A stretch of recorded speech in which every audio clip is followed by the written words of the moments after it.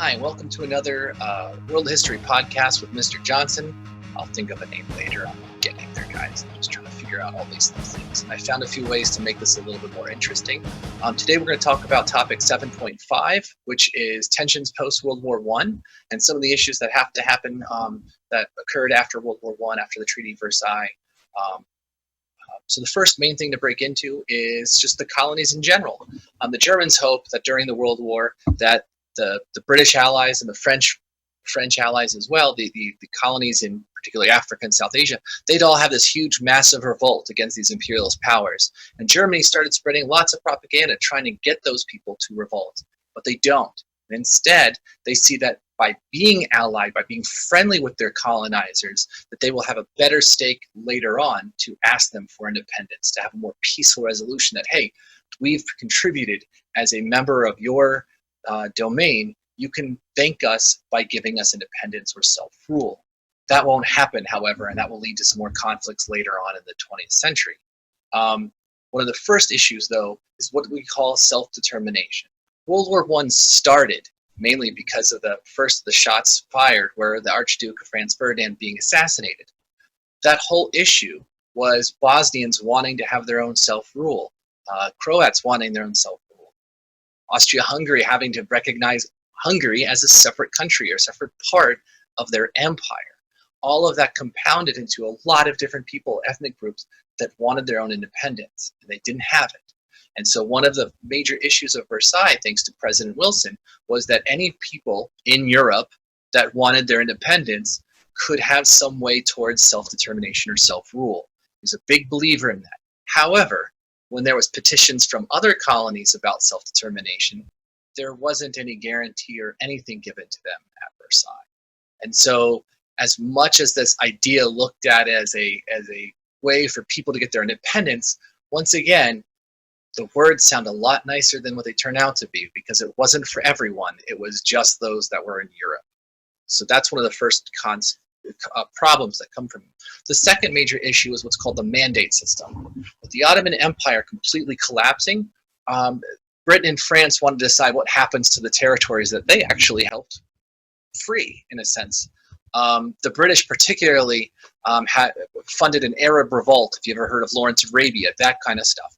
And basically what they did is they got the Arab people, the Bedouins, all these tribal peoples who did not like the Ottomans, to revolt against them, fight with the British, and take several towns, including Damascus in Syria. They went as far as all across the Arabian Desert in some places. And this revolt basically weakened the Turkish supply system. And the idea under Lawrence was that they would get the Arabs would get their independence, and they get to choose, once again, self-determination. Britain and France weren't comfy with that, so they created a mandate system, which divided parts of the Levant, the eastern part of the Mediterranean, into British protectorates and French protectorates, dividing around Palestine for the British, and then further east to Mesopotamia region, to the Persian Gulf, whereas the French had Syria, and northward like Lebanon and countries like that. They would rule them and let them to have some autonomy and be under the protection of the empire, but they weren't exactly free, and they divided land based on who they had alliances with in terms of the Arab Revolt. So Iraq, even today, is a land uniting three different distinct groups of people that don't necessarily get along or see eye to eye, causing a lot of the problems of Iraq today. So that's the mandate system. Next up is anti-colonialism, particularly in South Asia. So once again, with the South Asians, they look towards supporting Britain during this war. And by doing so, they feel that this will give them a better chance to ask for independence later on. The ideas of the Indian National Congress start bringing up more ideas about independence, about self-rule, that the British are very reluctant to give.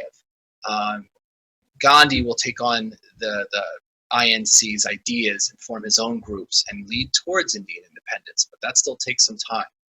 The one thing that was a big deal, though, is there were some freedom fighters that were trying to get their independence and were arrested. And in a protest, the British troops went into a crowded area and opened fire on the protesters, killing about 379 people and leaving over 1,000 wounded.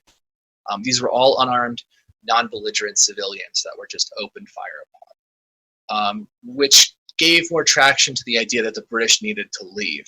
Now, while that was only in 1919, and it won't be another 30 years for that independence, the independence movement from there started up. Okay, from there, we're going to do a little segment. I'm trying things out. Next one is Mr. Johnson in the Yard. Here we go. Hey, it's Mr. J in the yard. So this segment, I'm in my yard as I'm walking around because I'm enjoying quarantine. So the next major issue that comes up is what to do with the Japanese. Now, during World War I, the Chinese were allied with the Allies just as the Japanese were as well. However, the problem was the Japanese seized some land of China, helping take over German ports. And so the Chinese were kind of hoping that would come back to them.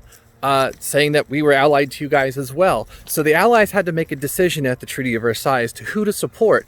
And, well, they went with the Japanese, rather, and let the Japanese get some of the land. The Chinese will feel betrayed by doing this, and this will turn them off towards any other Western support or help in the near future. What that will lead to in about 20 years is it'll lead to a civil war that starts pretty soon thereafter and gets kind of messy, which will lead to about a 30-year-long struggle, including a break during the Japanese war with them in World War II. But because of this, the Allies kind of lose an ally with China in support of Japan. That's all for today, so thanks for watching, and now for something completely random.